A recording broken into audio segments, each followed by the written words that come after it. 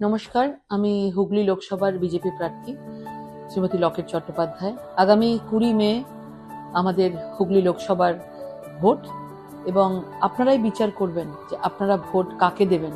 মোদিজির নেতৃত্বে গত 10 বছর ধরে আমাদের ভারতের উন্নতি দ্রুত গতিতে এগিয়ে চলেছে। প্রধানমন্ত্রী আবাস যোজনা, কিষাণ সম্মান নিধি, উজ্জ্বলা যোজনা, বেটি বাঁচাও বেটি পড়াও, ফ্রিতে রেশন, ফ্রিতে ভ্যাকসিন, মাতৃবন্দনার মাধ্যমে প্রত্যেকটা মহিলাকে 5,000 টাকা করে দেওয়া, এবং রাস্তা, সেগুলো আজকে নরেন্দ্র মোদীজির নেতৃত্বে দেশের প্রত্যেকটা মানুষের কাছে পৌঁছে যাচ্ছে।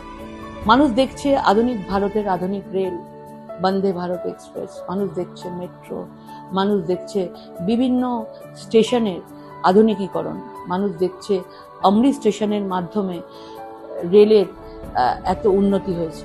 শিক্ষা বলুন, স্বাস্থ্যে বলুন, এইমস বলুন, বিভিন্ন জায়গায় বিভিন্ন রকমের উন্নতি হয়েছে। অন্যদিকে তৃণমূল কংগ্রেস আর এই ইন্ডিয়া গঠবন্ধন, তারা কি করেছে?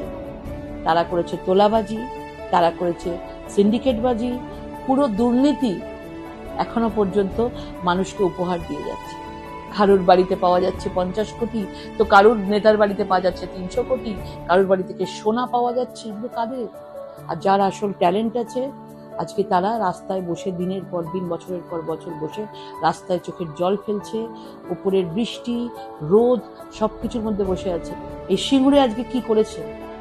কৃষকের সাথে বেইমানি করেছে এই সরকার। কৃষকের কাঁধে বন্দুক রেখে মুখ্যমন্ত্রী হয়েছে। সেই দিন বলেছিলেন আমরা কৃষি চাই, আমরা শিল্প চাই না। আজকে কি করতে পেরেছেন মমতা বন্দ্যোপাধ্যায়? কৃষি। আপনার ভোট হোক ভারতের ভবিষ্যতের জন্য, আপনার ভোট হোক আপনার পরিবারের জন্য, আপনার ভোট হোক দুর্নীতিমুক্ত হুগলি করতে, আপনার ভোট হোক মাফিয়া মুক্ত হুগলি করতে। আগামী 20 মে আপনারা পদ্মফুল চিহ্নে ভোট দিয়ে নরেন্দ্র মোদীজিকে জয়ী করুন। তিনিই প্রধানমন্ত্রী, তৃতীয়বারের জন্য আবার বসছেন। এই লোকসভা ভোট তার ভোট। এগিয়ে নিয়েছিলেন দেশকে, এগিয়ে নিয়েছিলেন বাংলাকে, এগিয়ে নিয়েছিলেন মাতৃশক্তিকে, এগিয়ে নিয়েছিলেন পরিবারকে।